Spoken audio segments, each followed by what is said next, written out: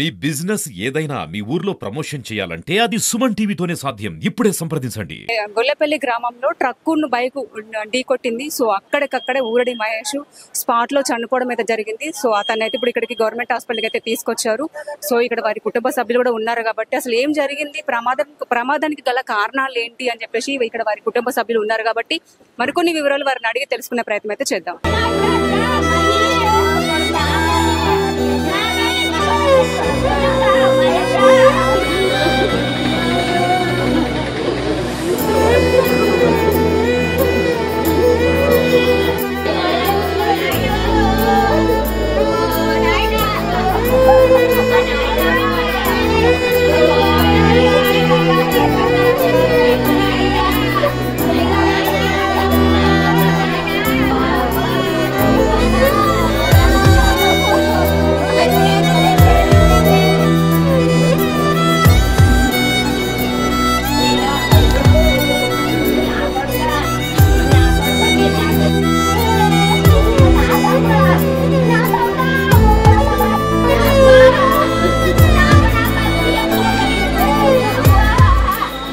So మనతో అయితే పాండవుల నాగేష్ గారు ఉన్నారు. అంటే ప్రత్యక్ష సాక్షి. అంటే ట్రక్కును బండి ఢీకొన్న టైంలో వీరు అక్కడే ఉన్నారంట.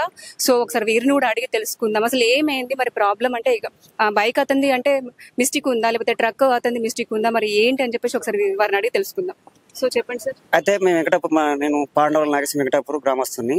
ఈ రోజు ఇసుక ట్రాక్టర్లు వేరే కారణాల వల్ల ఆఫ్ చేయడం జరిగింది. ఏది చివరాస్తా గొల్లపల్లి బొప్పపూర్ చివరాస్తా కాడ నేను అక్కడ ఆగి ఉన్నా. ఆ 2 నిమిషాలు నేను ఆయన కంటే ఒక 2 నిమిషాల ముందు వచ్చి అక్కడ వెహికల్ పక్కకు పెట్టుకుని అక్కడ ఆగి కూర్చున్నాడు చివరాస్తా కాడ. అయితే ఈ ఏది హెచ్ఎం డిలక్స్ గ్లామర్ బండి అయినా అదేదో బీర్ల కార్ఖానా ఆయన పనిచేస్తాడట.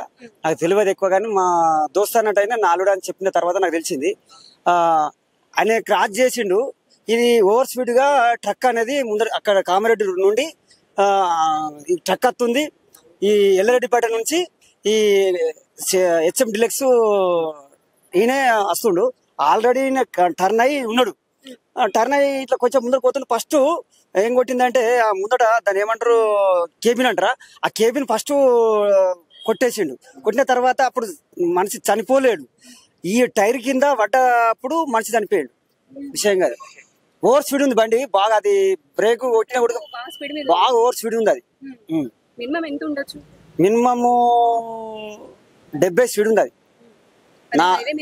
హైవే మీద కామారెడ్డి నుంచి వస్తుంది. అది 70 స్పీడ్ ఉంది. అది 70 స్పీడ్ ఉంది. అది బైక్ అంత 5 స్పీడ్ ఉంది అంతే.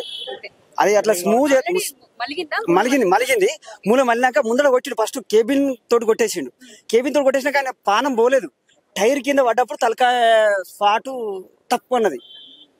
అప్పటికి మేము కీకలు పెడుతున్నాం ఆల్రెడీ. ఆయనకి ఇసారి చేస్తున్నాం, మేము చేయి పెట్టి ఇసారి అరే మస్తు ఇసారి వేసినా కానీ అది కంట్రోల్ కాలేదని సిఐని అడిగిన. ఈరోజు ఇంతకుముందు నేను అడిగిన అక్కడ స్పాట్ మీద ఉండి, సార్ డ్రైవర్ ఏంటంటే మా కస్టడీలో ఉన్నాడని చెప్పిండు సారు సిఐ గారు. మళ్ళీ లొంగిపోయిన మా కస్టడీలో ఉన్నాడు, మేము కస్టడీలో తీసుకున్నామని చెప్పిండు. మళ్ళా సార్ మరి ఉట్టిన ఒకసారి సేవన్ని లావాడుతాడు ఏంటి సార్ అంటే, మేము న్యాయమే చేస్తాం, కస్టడీలో తీసుకుంటా, న్యాయం చేస్తా అని చెప్పిండు సార్ మాత్రం సిఐ గారు. సరే అంటే అతని పేరు అంటే అతని పేరు ఏమై ఉండొచ్చు అంటే ఏమవుతారు మీకు? నాకు ముదిరాజు, ఆయనే పద్మశాలే. కొంచెం ఆయన అప్పుడప్పుడు చూస్తుంటా. మార్కండే అల్లుడు అని నాకు వాళ్ళ మామ నా అల్లుడేనే అని చెప్పి నాకు వచ్చి అడితే నేనే చూసిందే తప్పకుండా తలకాయ అని చెప్పిన. ఆయన ఉడక సౌండ్ వినబడ్డది. ఆయన పక్కనే అటున్నాడు. నేను అక్కడ కారణాల కానీ గాంధీ అంబేద్కర్ ఉంటది కదా, గాంధీ అంబేద్కర్ ఆపోజిట్ నే ఇది జరిగిన విషయం. ఏమవుతారు మీరు? ఏమవుతారు మహేష్ కి? డివైడర్ కూడా ఆయన ఏమంత పెద్దగా దాటలేదు. మామూలుగా చిన్న ఇట్లా దాటి వాడు వచ్చేసి కొట్టేసిన తర్వాత అప్పటికి అతనికి ఏం కాలే. ఆయన బుద్ధుడితోనే బండి కంట్రోల్ పడిపోయింది కాబట్టి అది ఇటుబాట పర్లేకుండా కానీ పడిపోయేసరికి వెనక పై ఎక్కేసింది. వెనక తలనే ఎక్కింది. ఆయనకి ఎక్కడ గాయలేవు ఇక, ఓన్లీ తలనే. ఇక తల మీద టైర్లు ఎక్కేసినాయి. కథం ఇక ఎలాంటి కదలిక కూడా కనిపించలేదు. మెదడు కండ్లు బిండ్లు ఎలాంటి అన్ని చిత్తిపోయినాయి. సో మహేష్ ఏం చేస్తుంటాడు? మహేష్ ఒక చిన్నగా బిడిగల కంపెనీ పని వాళ్ళకు తెగదారుగా పని చేస్తాడు. మామూలుగా డైలీ రోజువారీగా చేసుకొని ఈరోజు అదే క్రమంలో ఇంటికి పోతున్నటువంటి సందర్భంలో ఇలాంటి సంఘటన జరిగింది. ఎంత ఉంటాడు? ఏజ్ ఎంత ఉంటుంది? ఏజ్ వచ్చేసి ఒక 40 దాకా ఉంటాడు. 40 పిల్లలు ఇద్దరు పిల్లలు. ఒక అబ్బాయి ఒక అమ్మాయి. కాకపోతే తక్షణ సాయం ఆర్థిక సాయం కావాలి. ఖచ్చితంగా పిల్లల భవిష్యత్తు గురించి ఆలోచన చేయాలి. చేసి తక్షణమే ఒక గవర్నమెంట్ కానీ వాళ్ళు కానీ అధికారులు కానీ అందరు స్పందించి వాళ్ళకు సరైన న్యాయం చేసి, ఇంకోటి ఏంటంటే వాళ్ళ కుటుంబాన్ని ఆదుకోవాలి.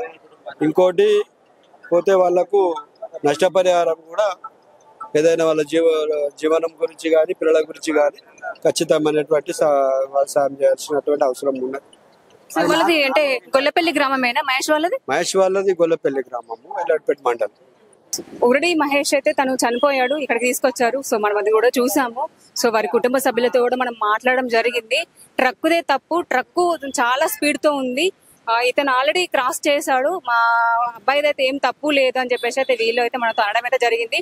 సో మాకు దీనిపైన కొంచెం స్పందించి మాకు ఆర్థిక సహాయం చేయాలి, ప్రభుత్వం కూడా మమ్మల్ని ఆదుకోవాలి. ఎందుకంటే వాళ్ళకు ఆర్థికంగా కూడా వాళ్ళకు ఏమీ లేదు. ఒక బిడిల కంపెనీలో అయితే పని చేస్తాడంట. ఒక అమ్మాయి ఒక అబ్బాయి ఉన్నాడు మహేష్ కి. ఇప్పుడు ఈయననే వాళ్ళ ఇంటికి ఆధారం అని చెప్పేసి అయితే వారు మనతో అయితే అనడం అయితే జరిగింది. సో ప్రభుత్వం కూడా స్పందించి ఆర్థిక సహాయం అందజేస్తే కొంచెం బాగుంటదని చెప్పేసి అయితే వారైతే మనల్ని కోరారు. సో కెమెరామెన్ రాముతో నేను మీ శ్రవంతి, సుమన్ టీవీ.